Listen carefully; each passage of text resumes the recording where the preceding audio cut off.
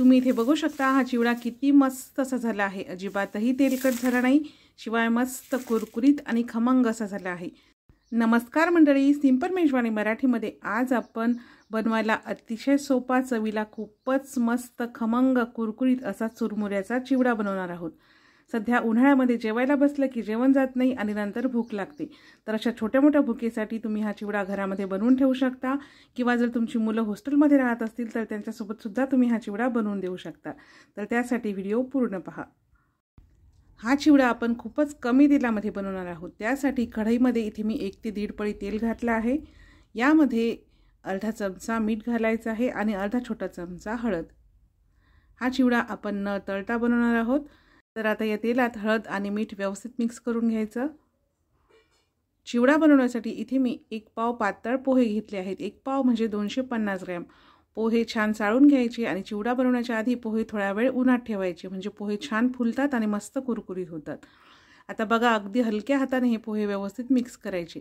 आपण तेलामध्ये हळद आणि मीठ टाकल्यामुळे काय होतं, आपल्या प्रत्येक पोह्याला मीठ आणि हळद अगदी व्यवस्थित लागते, त्यामुळे चिवड्याला चव आणि रंग खूप छान येतो। तर आता अगदी हलक्या हाताने हे पोहे व्यवस्थित मिक्स करून घ्यायचे। पोहे भाजताना गॅसची फ्लेम मीडियम ते स्लो ठेवायची आणि मीडियम ते स्लो फ्लेमवर 5 ते 6 मिनिट हे पोहे सतत अशा पद्धतीने हलवत राहायचे, म्हणजे पोहे सगळ्या बाजूने व्यवस्थित असे भाजले जातात। पोहे भाजताना गॅसची फ्लेम अजिबातही हाय करू नका। मीडियम ते स्लो गॅसवर 5 ते 6 मिनिट हे पोहे मी भाजून घेतले। तुम्ही बघू शकता पोहे छान फुलले आहेत, शिवाय मस्त कुरकुरीत असे झाले आहेत। तर अशाच पद्धतीने कुरकुरीत होईपर्यंत हे पोहे भाजून घ्यायचे। आता हे पोहे काढून घेऊया। आता इथे बघा, मी 1 पाव चुरमुरे घेतले आहेत, म्हणजे 250 ग्रॅम। 250 ग्रॅम पोह्यासाठी 250 ग्रॅम चुरमुरे घेतले आहेत। चुरमुरे सुद्धा छान चाळून घ्यायचे आणि उन्हामध्ये थोडा वेळ वाळवायचे, म्हणजे चुरमुरे छान कुरकुरीत होतात।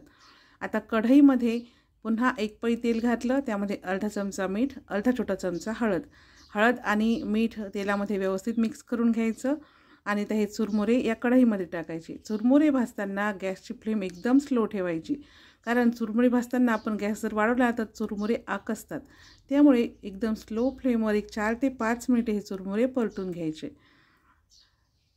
चुरमुऱ्यामध्ये सुद्धा आपण तेलामध्ये हळद आणि मीठ टाकल्यामुळे प्रत्येक चुरमुऱ्याला मीठ आणि हळद अगदी व्यवस्थित लागते आणि चिवड्याला रंग आणि चव छान येते। तर बघा, एकदम स्लो फ्लेमवर 4 ते 5 मिनिट हे चुरमुरे इथे मी परतून घेतले आणि तुम्ही बघू शकता चुरमुरे मस्त कुरकुरीत असे झालेले आहेत बघा। तर आता हे चुरमुरे सुद्धा काढून घेऊया।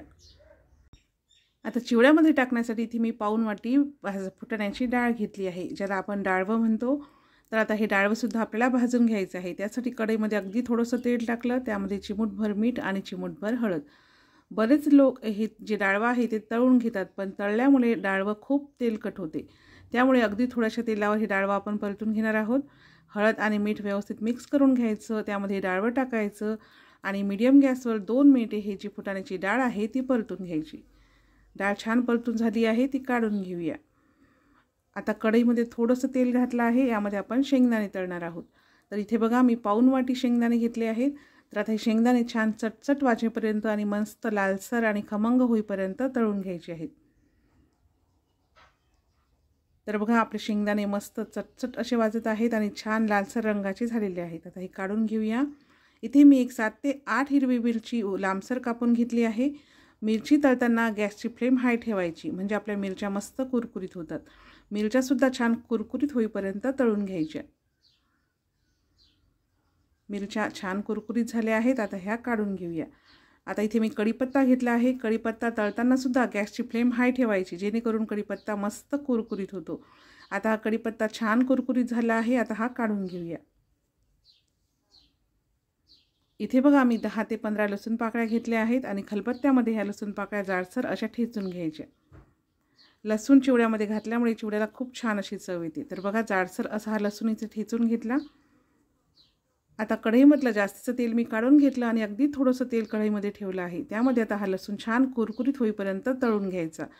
तुम्ही या लसूणसोबत जर तुम्हाला आवडत असेल तर थोडेसे अख्खे धने व अख्खी सोपसुद्धा तळून घेऊ शकता, त्यामुळे सुद्धा चिवड्याला खूप छान चव येते। तर बघा, आपला लसूण छान कुरकुरीत असा झालेला आहे। तर आता गॅसची फ्लेम बंद करायची आणि आता लसूणसुद्धा काढून घेऊया। आता एक मोठं भांडं घ्यायचं, त्यामध्ये भाजून घेतलेले चुरमुरे, भाजून घेतलेले पोहे यावरती तळलेला कढीपत्ता टाकायचा आहे, भाजून घेतलेली फुटाण्याची डाळ, तळलेले शेंगदाणे, तळलेली हिरवी मिरची. इथे मी हिरवी मिरची घालत आहे, त्यामुळे लाल तिखट नाही टाकणार आहे. तुम्हाला हवं असल्यास तुम्ही लाल तिखट टाकू शकता. तळलेला लसूण यामध्ये टाकलेला आहे. आता आपण यामध्ये 2 चमचे धनेपूड, ही धनेपूड मी घरी बनवलेली आहे, त्यामुळे हिला मस्त स्ट्रॉंग असा फ्लेवर आहे. अर्धा चमचा आमचूर पावडर, अर्धा चमचा जिरेपूड आणि 2 चमचा पिठी साखर. बघा आता यामध्ये मी मीठ नाही घालणार आहे, कारण आपण डाळ आणि पोहे चुरमुरे भाजताना आपण मीठ घातलेलं आहे. पण तुम्हाला जर मीठ हवं असेल घालायचं तर आधी चिवड्याची चव चाखून बघायची आणि नंतर थोडंसं मीठ यामध्ये टाकू शकता. यामध्ये चिवड्याचा मसाला वगैरे काहीही मी टाकलेला नाही, कारण खूपच सोप्या पद्धतीने हा चिवडा बनवला आहे आणि हा चिवडा खरंच खूपच मस्त भन्नाट असा होतो. तर सगळा चिवडा व्यवस्थित असा मिक्स करून घेतला. तुम्ही बघू शकता चिवडा अजिबातही तेलकट झाला नाही, शिवाय मस्त असा कुरकुरीत झाला आहे.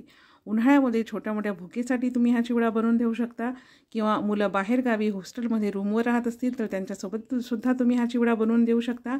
2 ते 3 महिन्यापर्यंत हा चिवडा खूप चांगला राहतो. खूपच कमी तेलामध्ये बनवलेला असल्यामुळे याला अजिबातही वास वगैरे काहीही लागत नाही. तर तुम्हाला आजच्या चुरमुऱ्याच्या चिवड्याची रेसिपी कशी वाटली हे कमेंट्समध्ये मला नक्की सांगा. रेसिपी आवडल्यास लाईक आणि शेअर नक्की करा. चला तर मग भेटूया पुन्हा एका